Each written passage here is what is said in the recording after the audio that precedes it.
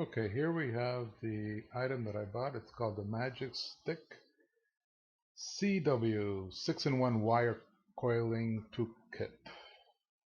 Basically, it's the Coil Master clone. Item number is 2412901. And right now it's looks like it's out of stock, ships in 5 business days, but this is what you do get. You do get all that. And it's a coil jig, silver body, and this SKU is 2412901.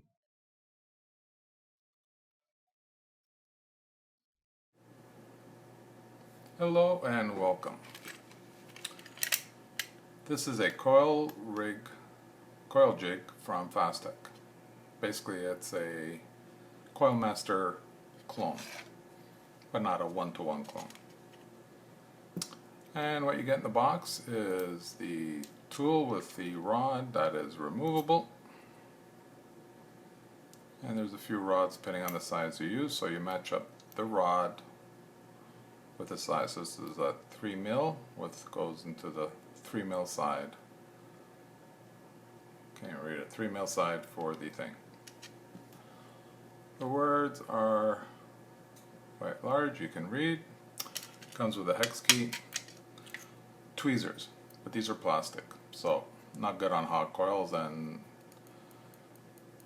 just good maybe for pulling out the wick and maybe squeezing down the coil more to pinch them, but basically pretty useless. The foldable scissors. So these are the kind that will fold back in, push in, and it goes back into here if you want to put it back in. Now, the blades of course are metal. They're not the best scissors in the world, but for the price, they're okay. They do stick a little bit at the end, but they do quite. I cut the cotton, I cut rayon, and it seems to cut fine, even though they're a little bit sticky. Thing is, this is not metal. The handle for your fingers and thumb are plastic. They're just very shiny chrome on it. But it's not real chrome, it's just plastic. So just to keep that in mind.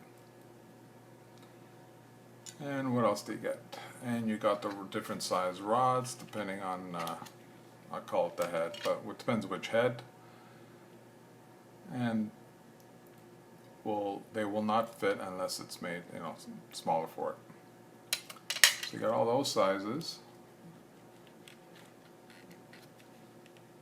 And you get the blue screwdriver, which don't know why. There's nothing in here that needs a Phillips screw. But it could be for the atomizer screws, to screw down the coil onto the atomizer. Keep that in mind. The screws are actually the good screws, the ones that actually do the bending for the wire. These are flat, if I can focus on there. Use the tweezers, maybe they do come in handy. But these are flat on the edges, so it's quite nice, because some of them that you see you got to watch out for, that they use regular screws which aren't cylinder in shape as this. So this will stay flat on the body and the mod on the body of the tool, so the wire will stay around here nice. So those are nice. Now they give you 6 screws, and depending on the size of wire that you're going to use, so that's why I had them all. You don't need all 3 in, just the one that you need for your wire.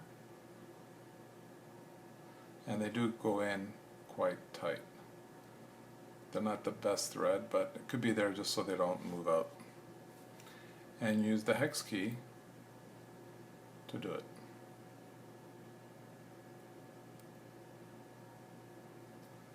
So if you got, depending on the wire, these do fit in tight. I'm not going to put, but this basically goes in there. So all you need is one. They give you 6 screw heads. So I guess maybe for each side. Okay, there's 3 heads, and you can have 1, 2, 3 on each side depending on the size of wire you're going to use. But if you use different size wires, you're going to have to move the screw around. So I put all three in here, but that is just to see how far apart they were from the center. And they are for different size wires.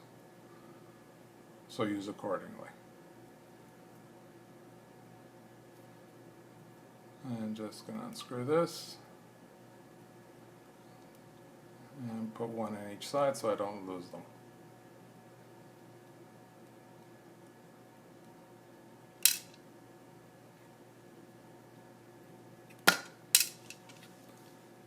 Now the rods.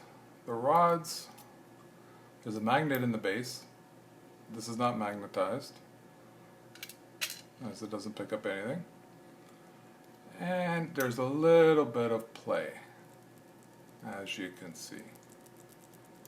So if you can put some maybe masking tape around here so it goes in here and fits more snugly, that'll take out the play. Now I've already made a few coils, and it's incidental that it moves around that little bit. It's not the strongest magnet, but it holds it in for the job.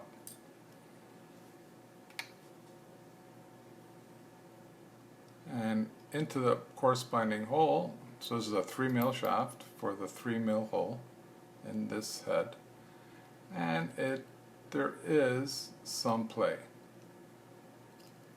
I'll just take that out so I don't.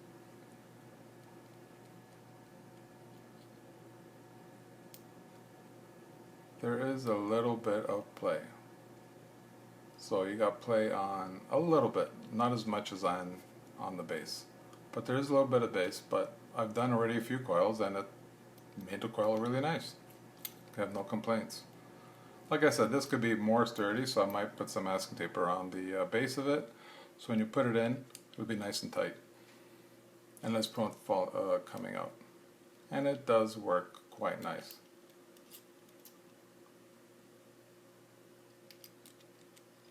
Maybe I can make a quick coil just to show you how it works. Okay, let's make a coil.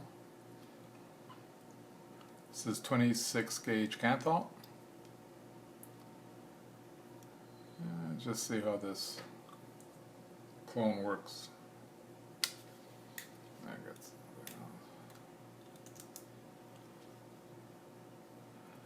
Do one turn first. I have it on the smallest setting.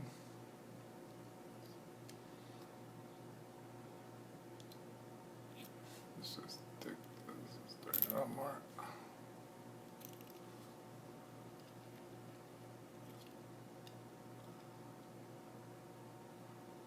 See that screw head being a cylinder shape like that makes it better to push the wire around to make the coil.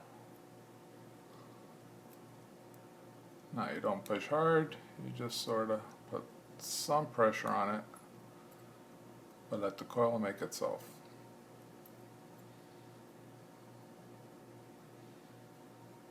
Now it is a little bit, it's not suiting me by a little bit loose, but it doesn't seem to make a problem making the coil. Now I'm not sure if the coil master coil maker does the same thing or not. And like I said, I wish this was longer, that's all. Easier to grab. Seems a little too short. And there is the coil. Let up.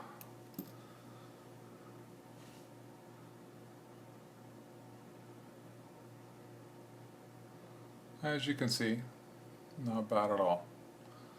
So for $10 Canadian, and I think it was like $8 American, it's not bad. So that is the Coil Master clone from Fastech. Hope you enjoyed the video.